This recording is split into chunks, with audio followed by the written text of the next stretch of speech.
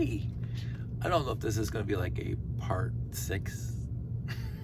I'm sure I'm going to talk about it for a while, and no, I haven't shaved yet. Oh, the mess.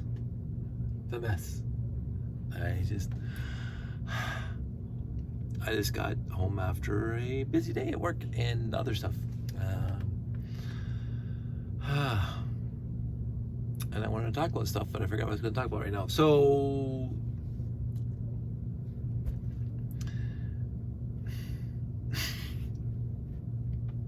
this didn't make it to the show. This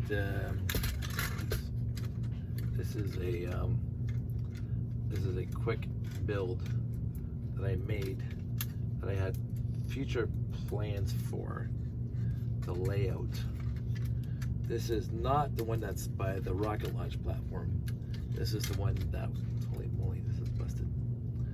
This is the one that was behind the tower, over top the monorail station, which I built, I think I built it before Anime North. I think was actually at Bricks in the 6 last year. And what had happened was, I said, it had a great concept. I was really appreciative of the concept, but it just failed in its execution. And one of the main reasons was because it was a half arch, a half circle, semicircle, on the bottom, like laying on top of the monorail stations. And yet, if you be talking about it, just without pictures, the moon-based corridors was over top of half of it. So what, you couldn't even put planes there because they would hit the moon-based corridor, unless you're a really good pilot. So I said I wasn't going to bring it, and I took it out of the bins before I had left. And I said, that's fine, because so it sat in my garage until now. I just brought it downstairs. That should be like half a circle. It is half a circle. It was, me procrastinating on cleaning the leg room, because I said I was going to clean it, and yet here I am playing with this stuff again. Because this is I have to think about stuff a lot, especially big changes in my life. I have to ruminate, I have to pontificate, I have to do a little bit of chin stroking and weigh the pros and cons and make a list and whatever. And it takes me a year and a half, and then I just come up with a solution that I should have done a year and a half ago. I mentioned in one of these wrap-up videos that I have thought about and want, not that I want to, that I should retire the layout. It's been out there since 2007 to start, but 2011 with the tower. It's been 7 years since I made the layout as it is now, but just adding more and more to the 7.5 by 5 or 5 by 7.5. The wooden boxes were made pre-COVID, if I remember correctly. I was doing Ontario Comic Con with those boxes pre-COVID, and those boxes were there at Family Fun Fest pre-COVID, right before COVID was lockdown. So I've had those boxes like a year or two before COVID. So it is 2025, and COVID was like 5 years ago ish. So those boxes have been around 7 years. And I will say this, and this is surprising me to this day, that people see the boxes and they're in awe of the boxes. And again, I built them for very specific reasons. And at the time, it seemed like a very good idea. And today, to this day, it's still a very good, because they're sitting in the garage, and I can pile stuff on top of it and not worry about breaking anything inside, instead of trying to put cardboard boxes here and there and everywhere, like I used to have to do for the original way I used to transport this thing. So the boxes have been an absolute blessing over the past 7 years. I will say that the boxes were not to say this, pat myself in the back, but the boxes themselves were a genius idea. I'm not the first one to come up with this. I won't be the last one to come up with this. For the layout, it worked perfectly well for the last 7 years. And I was trying to count how many shows I used those boxes at, the actual layout, because it was Family Fun Fest, like 2 or 3. It was Bricks in the 6. It never made it to Brick Fete. Brick Fete, the last show of Brick Fete, I didn't have the boxes built yet. So, because that was 2017, 2018, I built them right after that show. So, because I got sick of taking it apart. So Bricks in the Six, Family Fun Fest, Brickomanie twice now. Going to the store, fantastic. The Etobicoke show that my friend Joseph, who was president of Thorlog at the time, said, hey, let's go do that one. Fantastic. A few other shows, Ancaster Comic Con, I did. The open doors at the Hamilton Steam Museum. So at least literally a dozen shows I used those boxes at, and they were perfect every time. The boxes never caused me one problem except for the weight of the actual boxes. And so this is me ruminating. So I'm going to ruminate live, bore the crap out of you guys. So 2007 to now, and basically from 2018 to now, which is the exact layout I've been showing, except minor details have changed. And then I will even say this: 7 years ago, I did not have all the monorails copperized yet. That was not done. So I built the wind boxes before I even had the whole layout not running on batteries. So those boxes have been around for a little bit. And then, of course, I did the copperizing of the track, which also, it is again, I hate sounding like this is the best thing in the world for my ego. At every show, but again, the last one's one I remember the most because it just happened the other day. I'd be standing there walking back to my layout, and there'd be people talking about how the trains are moving and how the trains are stopping and how the trains are, doing what they're doing, the monorails and the 9-volt train, and they surmise, rightly so, that I have some sort of computer control on them, which is very true. And then I'm there, and I'll show them. I will show them the light sensors. I will show them the 2 RCXs that run literally the entire thing, and wait. Well, none of these are ready, but that's not gonna work. Oh, this is denied. I took all my RCXs that had batteries. I took them to the show. So I plugged in there. Wait, is this plugged in? It's not even plugged in. Denied again, twice. Where's the other end of the thing? Oh, this is how messy my desk is. Okay, this is me. Oh, I should have been ready for this just because I finally. See. Now there's no firmware in this thing, which is the pain of RCX, is that it doesn't keep the firmware. So you unplug it, firmware's gone. I love this room. I adore this room. This room is my happy zone. This house is my happy zone, mostly because Sandy lives here and Josh lives here, but this room. So the RCXs, 5 output ports, 5 train rails, 5 vehicle loops, whatever you want to call it. That's fantastic. And then, of course, there was the repair bay door going up and down, and the 924 coming in and out. So that was always there. I had ideas to put a radar installation so you could press a button and the radars to turn around. I had all these ideas that I wanted to. Even this guy. See, look, I even had this guy built. Didn't bother bringing him. Could have brought him. Didn't bring him. The RCX would just spin that thing around for whatever. And then, of course, there's my robotic arm, which people seem to love, that I did not bring because I never got around to it. And so here's me in my head. I'm not wanting to give up on the layout just yet because there was so many ideas that I had for the layout. And it's just sad. But the other issue, the alternate issue, is that I was tired. Now, Josh did help me a lot moving the layout around this weekend, and loading into the van, loading out of the van. When I got home, excuse me, I'm still tired from the weekend. So there are ways of mitigating this so I can set up the layout more. The issue is that then I have to rope somebody in to help me with it.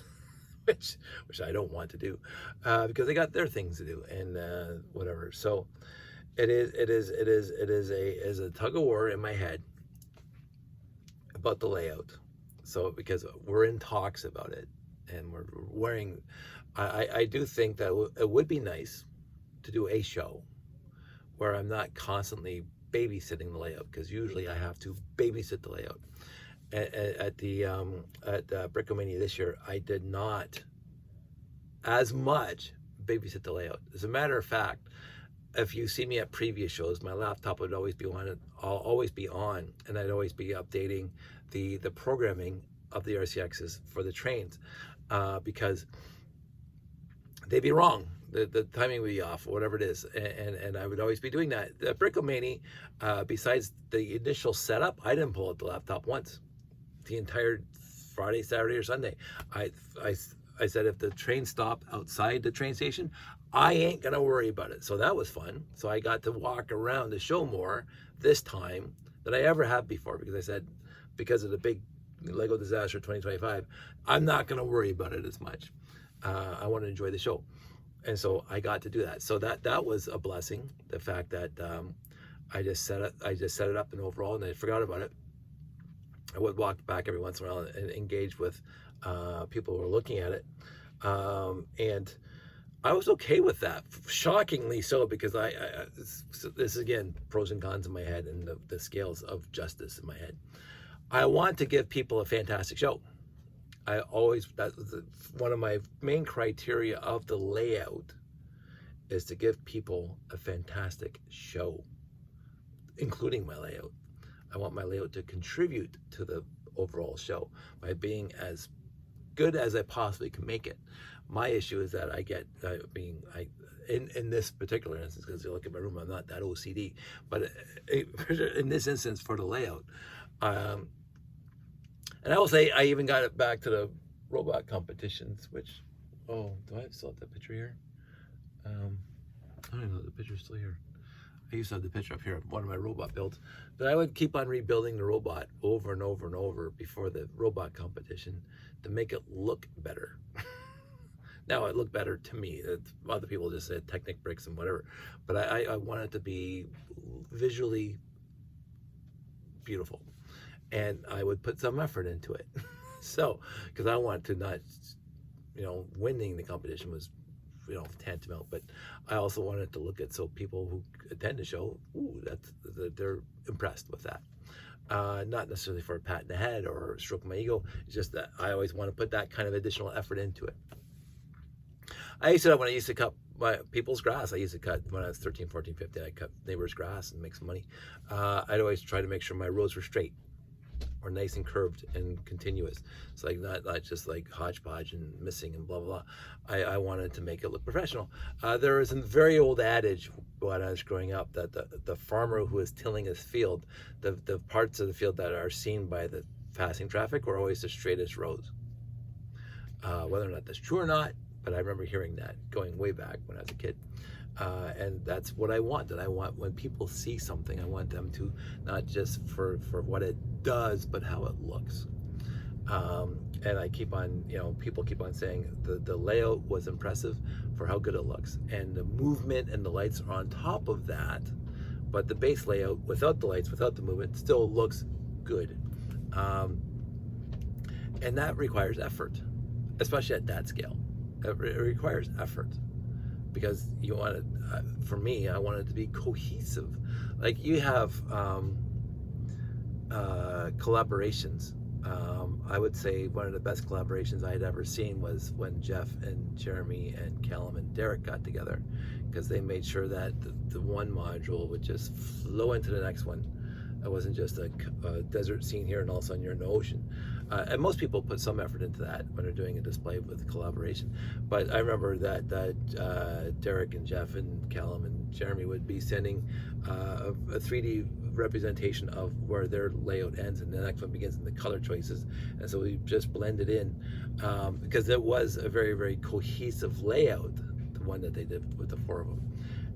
And so when you look at that, it's visually stunning, and it's visually transitioning nicely from one zone to the next zone. It's easy to do it when you're by yourself because you're building the whole thing, but when you're doing a collab, and again, I will say that took 10 million times more effort than my space layout, because I just throw base plates and put space guys on it. Right? Like, how much more cohesive can I get? There's greater plates, greater landing pads, and great T intersections.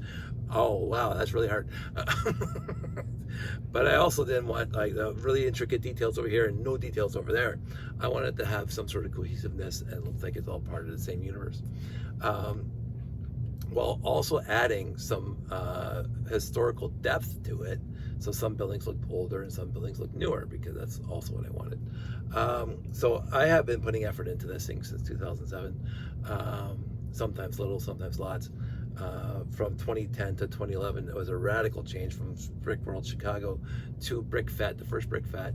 It was a year, and I rebuilt that layout numerous times just to have it more whatever, visually stunning for the show. And people came up to me at the show this weekend and says, I remember and this is again something that makes me a little misty-eyed, not because of my ego or anything. It was just like, they remember this stuff. They said, I remember Brick Fett, the first one, 2011, at the AHA Center, and walking into the room, which was a pretty big auditorium room at the time, but up on the stage was a space layout, and they saw it across the room. And they said, just by looking at it from a distance, from across the entire stuff, and they see it, and they said it was stunning to them, even from across the room how stunning it was. And then the closer they got, the more details they saw, it was still stunning. So so from the macro level to the micro level, I wanted this layout to be stunning. Now, did I achieve it? Some people say yes, some people, me. Some people say using trans-clear tubes to hold space guys up in the space flight was a waste of time. Me. I'm happy with it. I also said this, the only time I get to see it up together is at a show. And so people are, oh, do you set this up in your house? I wish I could. I set up once in the living room, but then we had to move the entire living room to one side, all the furniture on one side, so I had space to set it up. So that's not good. Not conducive to having a living room. I did it in my driveway twice, which I will say I enjoyed. I enjoyed setting up the layout in the driveway at nighttime. Well, I set up during the day, and I got to film it. That's when I was testing all the lighting for the entire layout, and I realized the dark spots versus the non-dark spots and what I had to fix. Because again, you can surmise what needs to be lit up, but until you actually light the thing up at nighttime or when it's dark, you don't know where the dead spots are. You can get as many LEDs as you want, but all of a sudden you let, oh, I forgot an entire spot over there. So there was effort over the last 7 years for this layout, this specific layout. And I will say I've enjoyed every single moment of it, not just the building, not just the pontificating, not just the thinking about, not just the rebuilding, not just the wiring, not just the movement, not just the copper on the track. My best enjoyment of the layout was other people who enjoyed the layout. I wouldn't do this just for me. I honestly couldn't. I would sort brick and just play with the Galaxy Explorer on this table, and that makes me happy enough. So I reconstituted another Galaxy Explorer. Woo! Every time I reconstitute a set, I get a little thrill. For me, I just reconstituted another set. But the layout itself, since 2007, and just doing shows in general, going way back to 1997, doing shows, it's my zen. It's my happy zone. I think I got lots of different happy zones, but for this hobby, it is the show. It is the people that are at the show. It is the people who visit, the public that come to a show to see what we have done. That's where I get my absolute, that's my high. That is my natural high of anything. This goes back to Brick Fett with Janie and everybody but even before Brick Fett, just doing the hobby show and the Toy Train Adult show, all those times, because we did a lot of those. And I just said to my friends, show up, bring your stuff, and we got a perimeter of tables to fill in, and they always showed up, and we always filled in the perimeter of tables, and we got to talk just incessantly the entire 2 days, and it was such comfort and joy and fun and camaraderie and close friends and blah blah blah, that I would be natural high off of that for days afterwards. And that's what I got this time too. I always get that after a show. One of my favorite moments last year, after Bricks and the Six was finished and we were taking it down, is Graham let me take the layout down and spread it all over the floor, so you get that picture of, you know, when you see all the different parts and pieces to the layout, which I never got to do before, and it fills this entire carpeted area, and it shows you every single part of this, because everything's modular, right? So all the monorail, all the track, all the vehicles, all the spaceships, all the 2x3 baseplate things, and I was able to do that there. And I love, and it took 3 extra hours to take down the layout, but I didn't care because I wanted to do this. And then Jeffy took the video. Thanks, Jeffy. Took the picture. Thanks, Jeffy. Because that's nostalgic for me. Look at what was entailed in this layout now. And I think this was there at that one because I remember stretched out. So the layout has been good for me to be with you. Honestly, that's what it was. The layout was good for me to be with people that I wanted to be with at a show, to have some sort of presentation where I feel like I'm worthy enough to be at a show, to hang around the best builders on the planet. Let's be perfectly honest about it. There's a million good builders on the planet. There's wonderful, but the ones that I appreciate, the ones I know, the ones I want to hang out with are at the shows I'm at. so to me, those are the best builders, and I get to spend a weekend with them. I get to spend a showtime with them. I get to listen to what happened, from last year to this year, all the things that happened in their lives. And of course, we're at that age now, and towards 60, that most of my peers are my age or slightly younger, that we have other things to talk about, like health and life and whatever else, that I really appreciate that we never did when we were younger, because we're young and we were stupid. We didn't know about our health stuff. So when we talk about colonoscopies at our age, because that's the age we're at now. So I honestly, I don't, because it evolved over such a long time. The layout did. It evolved for such a long time that there was no end state that I had for it. It was just keep on improving, keep on continuing, going from just base plates and spaceships on 3 tables to integrated buildings, to the square that Jeff and I always talk about, the 12.5 by 12.5 with the 8 loops and 5,000 feet of monorail track, to the 7.5 by 18 over at one of the brick fets that took 2 days to set up. All that stuff, it just led to that. And then to the boxes, and then to the wiring, and then to the all the other stuff, the lighting. It's been a long road getting from there to here. Sorry, I had to put that in there. It has been a long road to get from there to here, and I had no idea back in 2007 what it was going to look like. From 20, almost 30 years later, I had no idea. 20 years later. 2007, yeah, 20 years later, 18 years later, I had literally no idea. I did not have an idea in my head at that time what it was going to look like.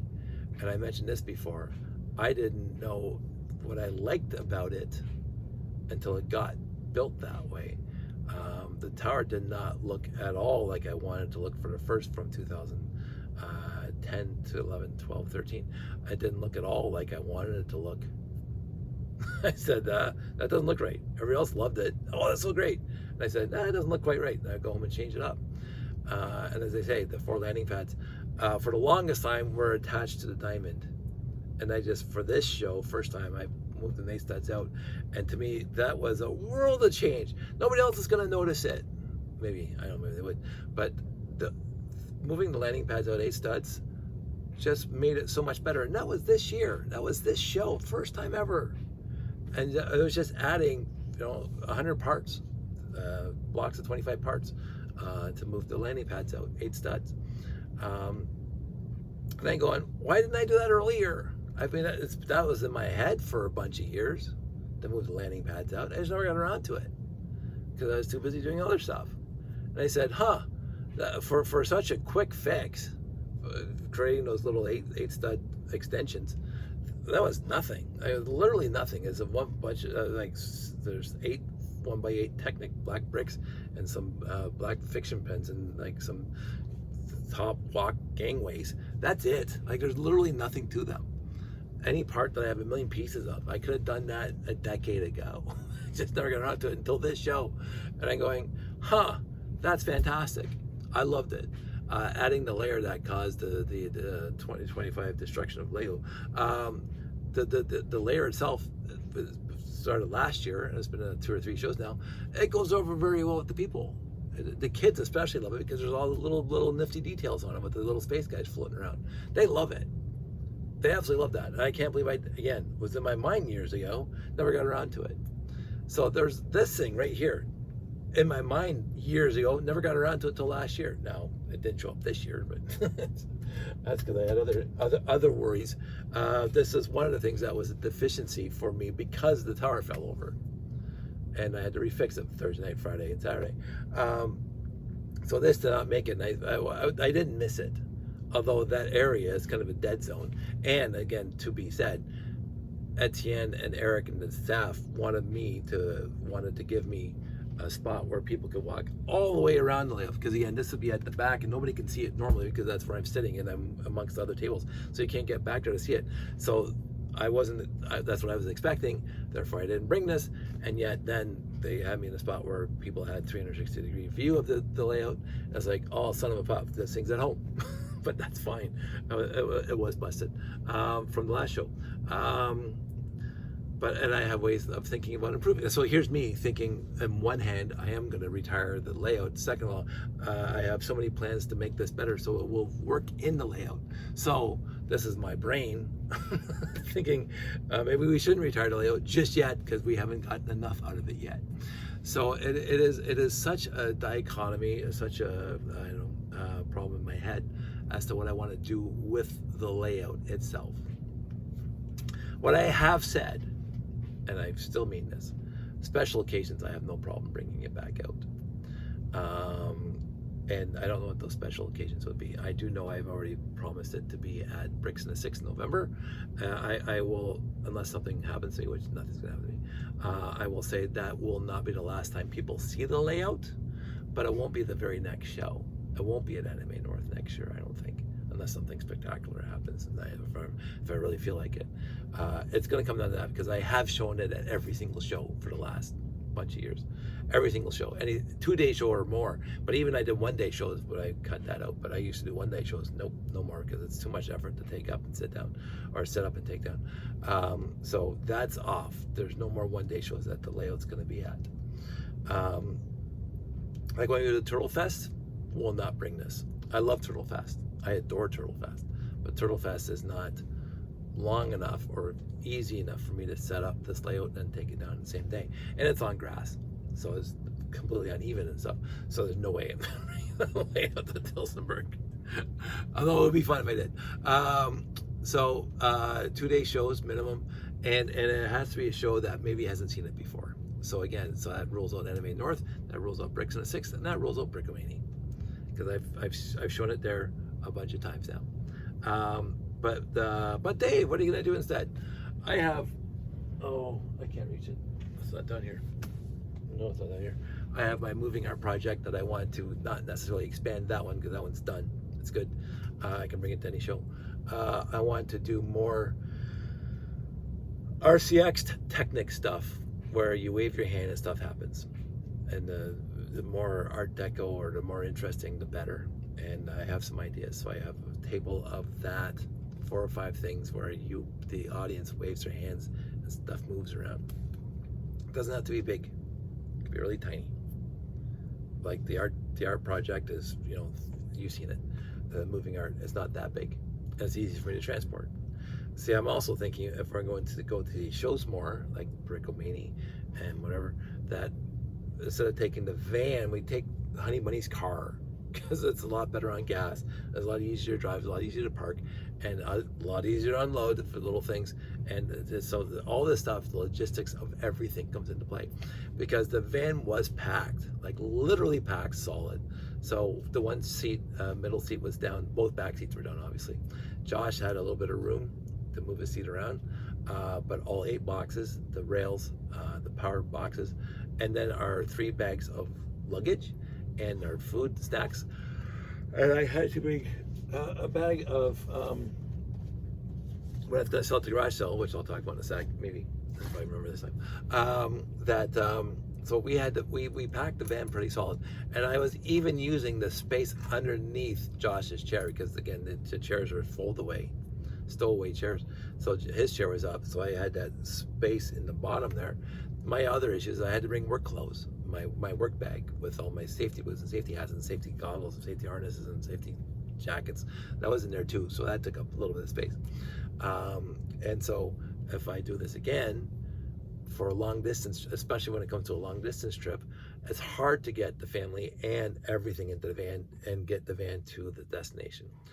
Driving the van with fully loaded, I left the way I packed it like Tetris. I left a spot so I could see out the back, so I didn't have a blind spot. Very important. Should I get one of those over the van carriers that goes on top of the roof rack? I don't know. Never needed it so far. I managed to fit everything in there. I managed to fit everything in there coming home. And again, remarkably, shockingly, surprisingly so, nothing got broken in transit. The breakage happened on Thursday before. Nothing happened in transit at all, which was, it happens sometimes, but usually it's just me driving to Mississauga, which is 30 minutes down the road, not 6 hours on the highway. When I went to, again, this is pre-box, pre-cooked wooden boxes. We went to, as I said, Fredericton in New Brunswick, and it was decimated by the time we got there. Absolutely, well, it's 18 hours, but it was absolutely broken to pieces because the cardboard boxes are not good for running a storing layout.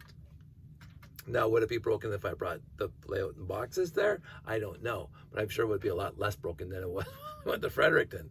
And so, yeah, so all this stuff I think about, like, again, like no off position on the Genius switch. There's so many things I think about logistically and my healthy and future state and blah, blah, blah, where I keep on pontificating as to exactly what I want to do, and I never come up with a valid enough solution to make me comfortable right now.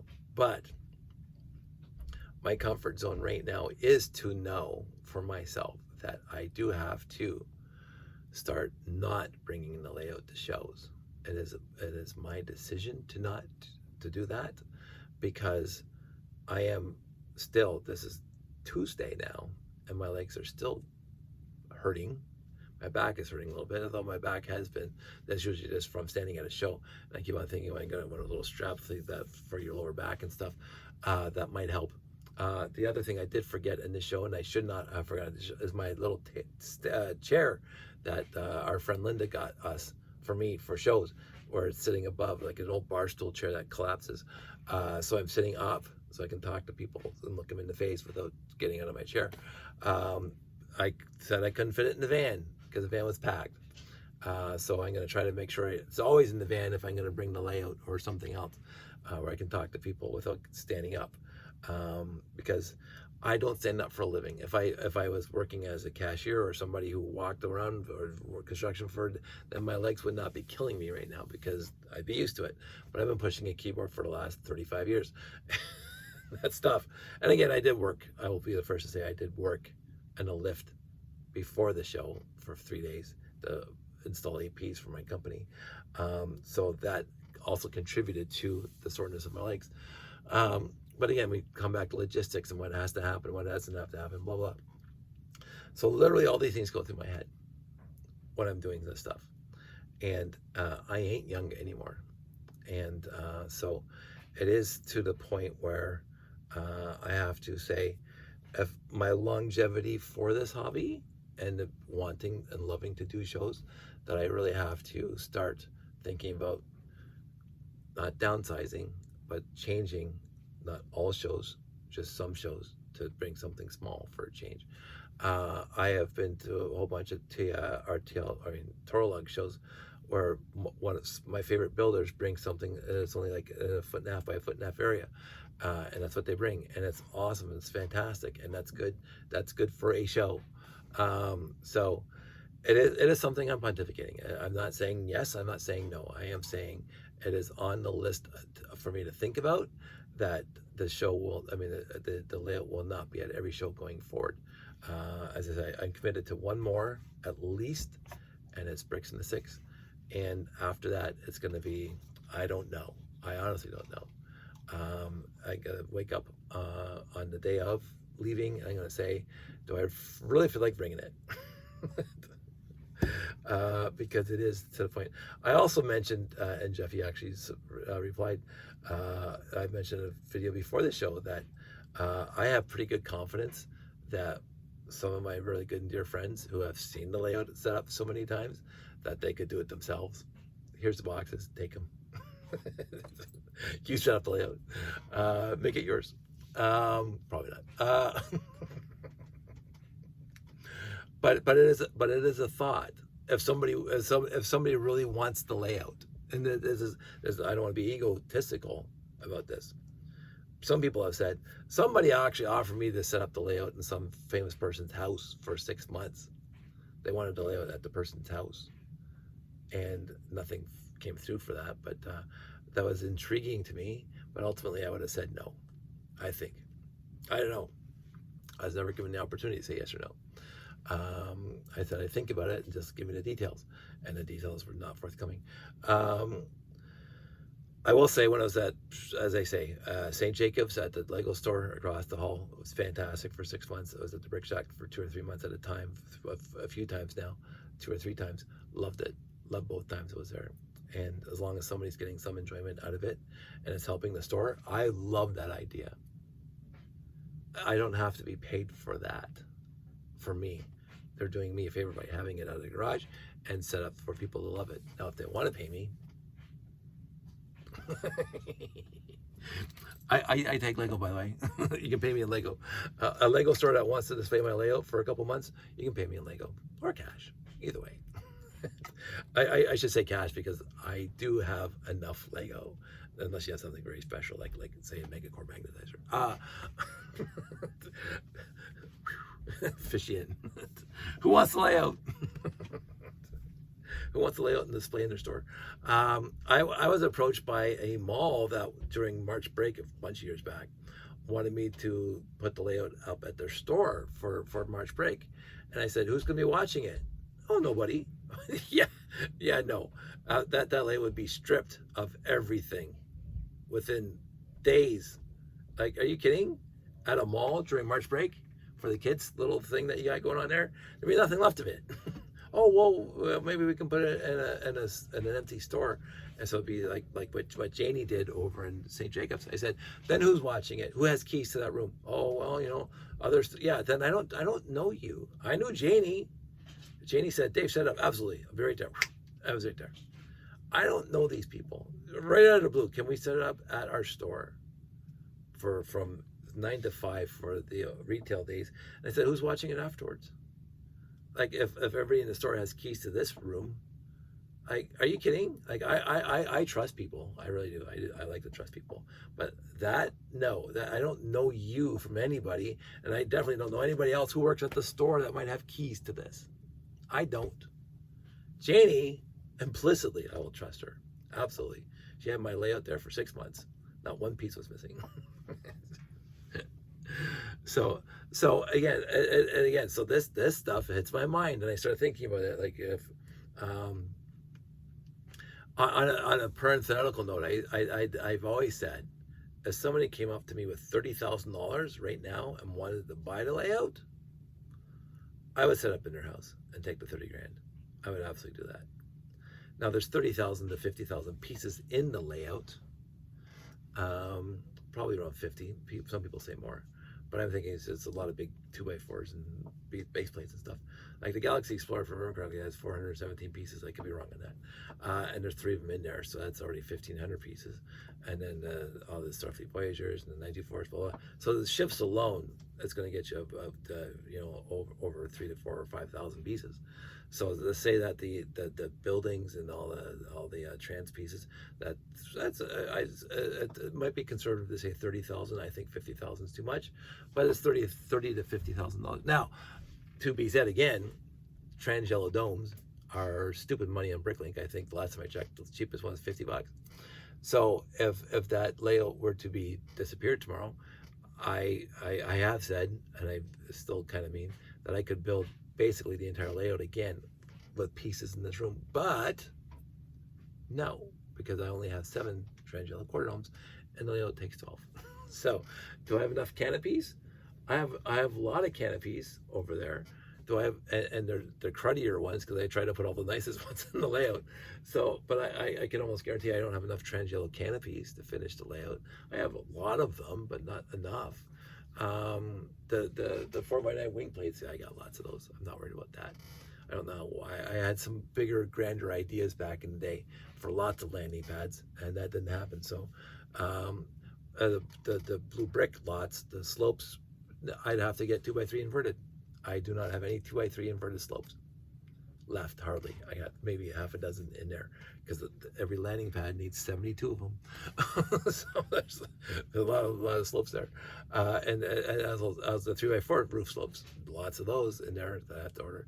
So, but I could get a lot of it done with the pieces in the monorail, not an issue. Although I have to put copper back on. I have enough monorail motors.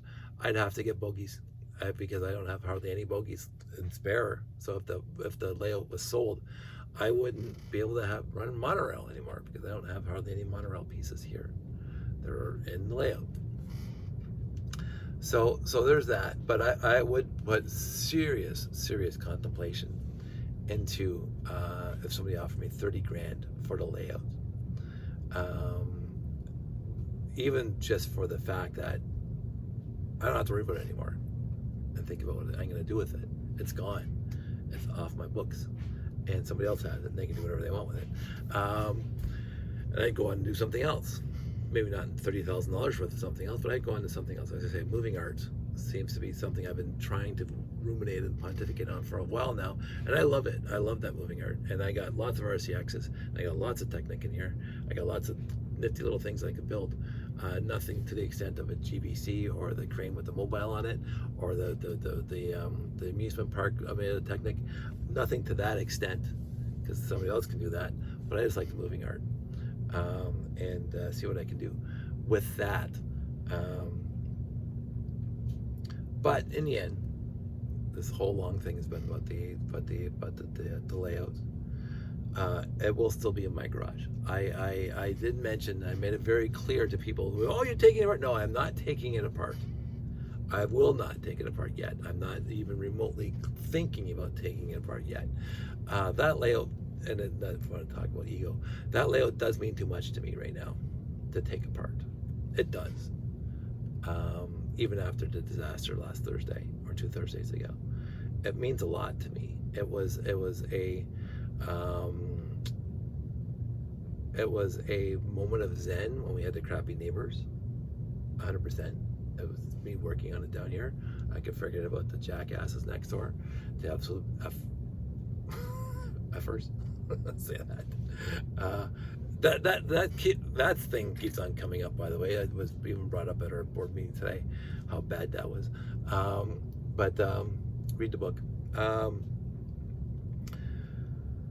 Unit 53 at all good retailer booksellers named Amazon. Unit 53. Some guy named Jeffrey Williams. So it was zen for that. I did a lot of building during that horrific time. And they've been gone for 6 years now. Yeah, 7 years. 2025, 7 years now. Yeah, I built the boxes after they were gone. Because I was back in my zen mode. Forgot about that. So, but I did a lot of layout stuff when they were still here, and testing and stuff like that. And so they saw me moving like around all the time, and that came up a lot during that fiasco with the neighbors. Josh was born 16 years ago. I was still working. He was born in 2006, and I started a space layout in 2007. So I've been doing space layouts since he was 1 year old. So I was doing shows before then. Sandy and I met at a Lego show. It was a Lego show that I was running. I adore Lego shows. It was the I think it was the Toy Train and Doll show, not the hobby show. It might have been the hobby show, but I think it was the Toy Train and Doll, the Christmas train show, because it's November. I think it was absolutely the Christmas train show in 2004. And then Sandy was brought by a friend of ours as a pseudo setup. And so we met at a Lego show that I was running at the time. And then it just kind of went on from there. So again, I mentioned before how much of a appreciation factor I have for my wife for being who she is, like literally all the time.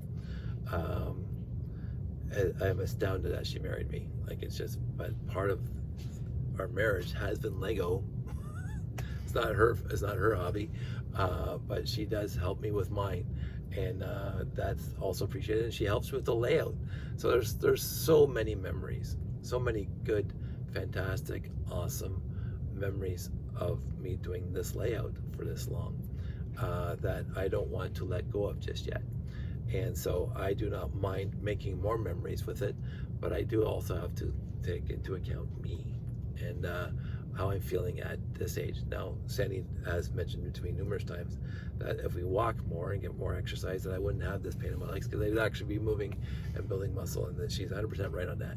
So there's ways to mitigating that part. I also, even yesterday when I was unloading the van, I didn't ask for help. I did ask for help, but my kid was busy doing something else. And so I started unloading the van, and she came outside. I said, "What are you doing here?" She said, "I'm here to help." I feel so bad that she came out to help me, because I can move the boxes from the van into the garage.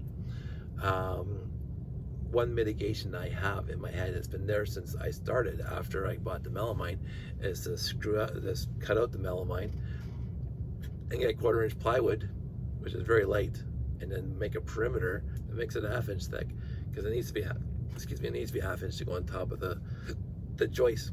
And that the melamine is the heaviest boxes. There's 4 pieces of melamine, 20 inches by 30 inches, basically a 1/2 sheet of melamine. Wow, the burps. That makes the boxes heavy. So trying to remove the weight of the boxes. And then even at the show, we were talking, and Jeff and Callum mentioned that Derek used to have engineered boxes. The boxes themselves were light, because 1/2 inch plywood is not light. It's not heavy. Not as heavy as melamine, but it's not light. So if I were to replace the boxes themselves with something later, then I can move this stuff around easier. I don't want to invest the expense in getting lighter boxes. I know that my last company that I worked for had these wonderful aluminum boxes, briefcases that they used to carry all their stuff around in. And you see the ones at the sound the studios, the roadies bring in those things to theater, concerts and stuff. Everything's got the reinforced corners and edges, but the rest of it's just that standard aluminum sheet with foam on the inside. Like, seriously, if I could buy 8 of those, but how pricey is that gonna be? That would eliminate a lot of weight. But again, how pricey is that gonna be? I want this to be a hobby. I don't want to lay out a lot of money. Like, I hardly even buy Lego anymore. and yet I'm gonna spend at least 4 digits on boxes? No, it could be the Dutch in me, it could be the fact that I'm 58 and I don't know how much longer I'm gonna do this. I cannot justify the cost, the expense of getting, because it'd have to be custom made. 20 by 20 by 20 boxes and 20 by 30 by 10 boxes. That's what they would have to be. Because if I get any other size boxes, I had these from the concert that we did years ago, and their boxes are very light, but the layout's not going to fit in them properly, and they're going to move around inside, and they're going to break, and they're not going to fit in the van properly. Like right now, the entire layout fits into the van with the 3 of us. So having boxes that are not the same size as what I have now, I cannot do that, because then I can't bring the layout anywhere. It won't fit in the van. I built the boxes specifically so they would fit in the van as they are, and still hold the entire layout as they are. And that's why the other little piece that I just made, that 6-inch piece, I have to wrap it in a blanket and just put on top of everything, because there's no room in any of my boxes to put it. It's just kind of, that's why I don't add too much more to the layout. This thing fits in, because I can stuff this into a corner somewhere. And that's why I do not add any more big details to the layout anymore, because it's all in boxes and it all fits. There is some room around the diamond inside the box floor. There are some empty air spaces, but it's very, very awkward to get something to fit into that space. But all the other 3 boxes are pretty much jam tight. They pretty much are. The habitat slides into the box, and the habitat is round, so you got the corners. But what are you going to stuff into a corner?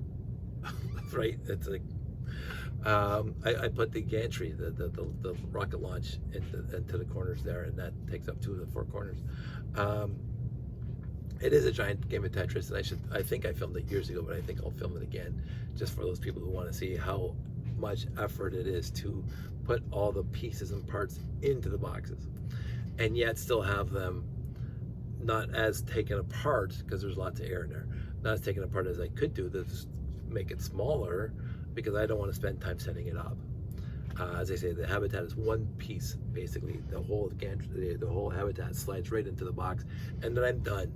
I don't have to put that thing together, the habitat. The rocket launch platform, then on top of that is the observation deck, and on top of that is the monorail station. That gets me up to the top of the box, except I can put 1 more landing pad on top. So that box is done. There's nothing else that can fit in the box. Box number 3 is the entire bottom of the tower. So I got the entire 1st, 2nd, 3rd, 4th floor taken apart and Tetrisized into that box, and that's all that will fit into that box. I can't put anything else in there. And then box number 4 is the cake topper pieces, the diamond, and the rocket ship, and 2 landing pads go into that box. But because the diamond's on its side, there's some air around the diamond, so I can stuff in the diamond supports, the landing pad supports, and usually I throw a ship or 2 in the bottom of that, the ones I just didn't have room for in my fun shelves.